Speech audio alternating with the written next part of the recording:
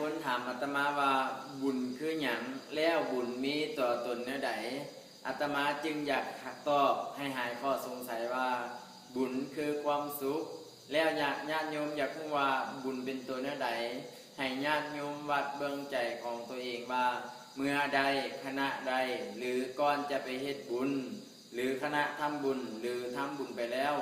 จิตใจออกเป็นญาติโยมเกิดความสุขเกิดความปิติยินดีโดยอัตโนมัติอาตมาอยากสรุปให้เลยว่านั่นแหละบุญเกิดแล้วแต่เมื่อใดออกตุญญาติโยมไปสร้างบุญก่อนจะไปเฮ็ดบุญขณะที่นั่งเฮ็ดบุญแล้วเฮ็ดบุญแล้วแต่จิตใจยังเกิดความโมโหความโทโสอยากให้อยากด่าอยากก้อยนั่นก็แปลว่าออกตุญญาติโยมไปเฮ็ดบุญแต่บ่ได้บุญสรุปเข้าใจง่ายว่าบุญคือความสุขแต่ถ้าไปเฮ็ดบุญแล้วจิตใจบ่เกิดความสุขนั่นบ่คือ